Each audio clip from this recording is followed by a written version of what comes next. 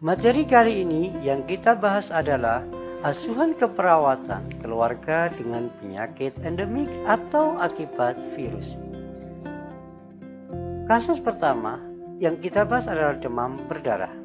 Demam berdarah atau dikenal dengan DBD atau demam berdarah dengue adalah penyakit yang disebabkan oleh salah satu 4 virus dengue.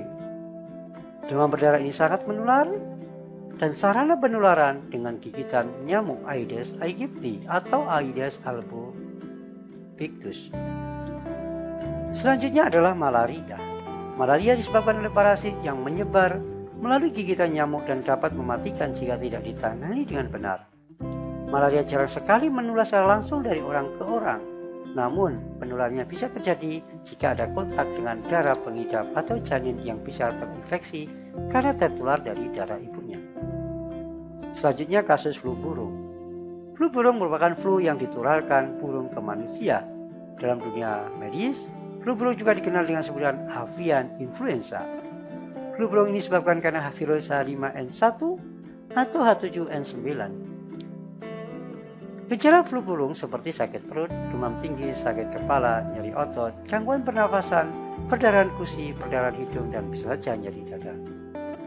Selanjutnya adalah flu babi, yang merupakan jenis flu yang banyak terjadi karena jenis ini berasal seperti yang ada pada flu yang dimiliki oleh babi. Nama flu babi ini dibuat karena gen virusnya penyebabnya hampir mirip dengan virus flu yang menyebabkan flu pada babi yang disebabkan karena virus H1N1. Selanjutnya adalah MERS atau Middle East Respiratory Syndrome.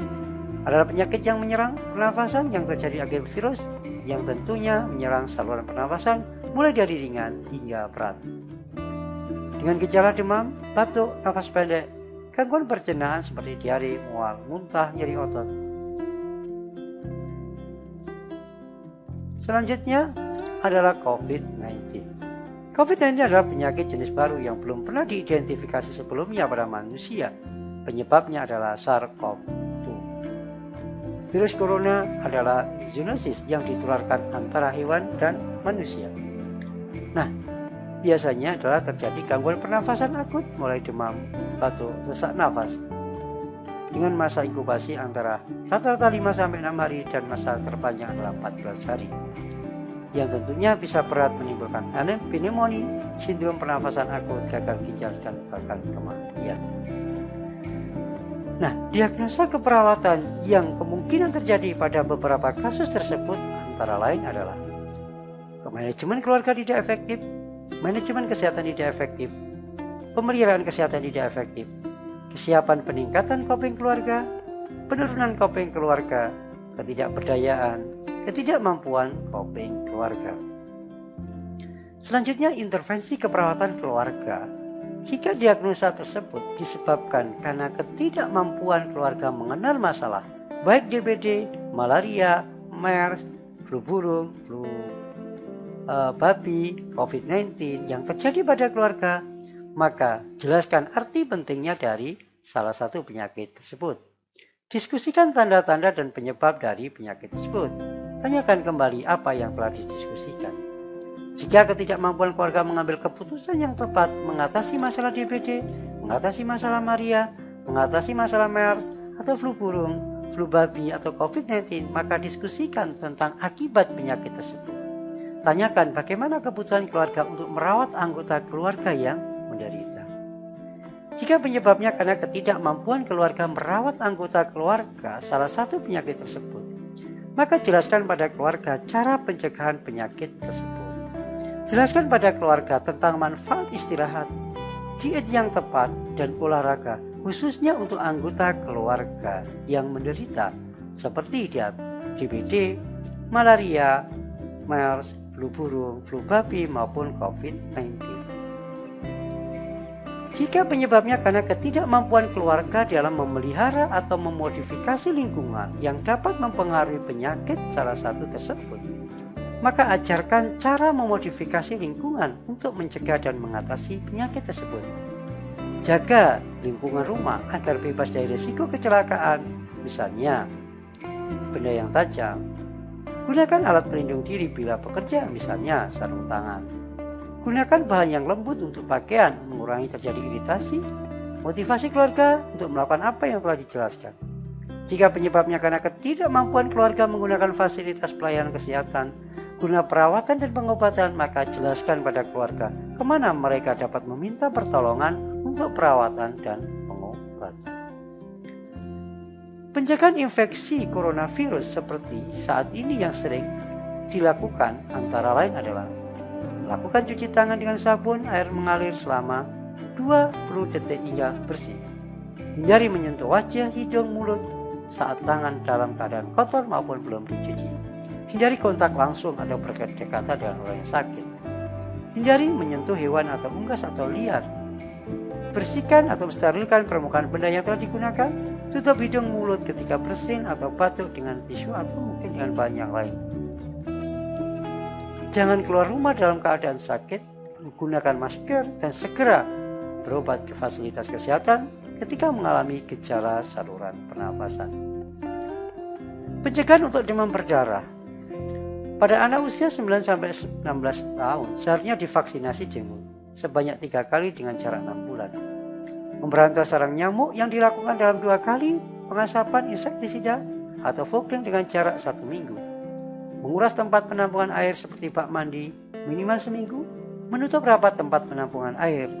Melakukan daur ulang barang yang berpotensi menjadi tempat perkembangbiakan nyamuk Aedes aegypti. Mengatur cahaya yang cukup di dalam rumah. Memasang kawat anti nyamuk di ventilasi rumah. Menaburkan bubuk larvasida atau abate pada penampungan air yang sudah dikuras. Menggunakan kelabu saat tidur. Menanam tumbuhan pengusir nyamuk. Menghentikan kebiasaan menggantung pakaian. Menghindari wilayah daerah yang rentan terjadi infeksi. Mengenakan pakaian yang longgar dan menggunakan krim anti nyamuk yang menggunakan diet. Tetapi jangan gunakan DEET pada anak di bawah 2 tahun. Pencegahan penyakit malaria seperti meningkatkan kewaspadaan dan kepedulian terhadap resiko gigitan nyamuk dan kebersihan lingkungan. Obat yang digunakan untuk kemoprofilaksis andalan ialah doxylin 100 ml per hari, diminum 2-3 hari sebelum berpergian ke daerah endemik malaria sampai dengan 4 minggu setelah pulang. Tidak boleh dikonsumsi lebih dari 6 bulan. Tidak boleh diberikan pada ibu hamil dan anak-anak di bawah 8 tahun. Pencegahan flu burung, menjaga kebersihan tangan, menyemprot sterilisasi area peternakan atau pasar unggas, menjaga kebersihan kandang apabila memelihara unggas, memastikan mengkonsumsi daging atau telur unggas yang telah dimasak dengan baik, tidak mengkonsumsi unggas liar hasil buruan karena tidak tahu penyakit apa yang mungkin ada di dalam tubuh mereka. Membeli daging unggas yang sudah dipotong di swalayan atau pasar yang kebersihannya baik, selalu menggunakan masker, menutup mulut dan hidung ketika kita berada di tempat-tempat umum. Rutin mengikuti vaksinasi flu tiap tahun, jika perlu disertakan juga vaksinasi pneumokokus untuk menjaga diri dari komplikasi flu burung apabila sewaktu-waktu kita terjangkit kondisi tersebut. Pencegahan flu babi tentu adalah vaksin. Rajin cuci tangan dengan air dan sabun. Hindari kontak langsung dengan pengidap. Jangan berpergian jika sedang sakit. Jika ada anggota keluarga yang mengidap flu, pastikan hanya salah satu keluarga yang merawat sehingga anggota keluarga lain terhindar dari virus. Pencegahan MERS, gunakan masker dengan segera, mencari petugas medis jika terjadi gejala pernafasan, menjaga kebersihan tangan, menutup hidung mulut dengan kertas atau tisu atau ketika bersin, meningkatkan kekebalan tubuh yang baik, kemudian menjaga ventilasi yang baik. Demikian materi kali ini, sampai ketemu dalam materi selanjutnya.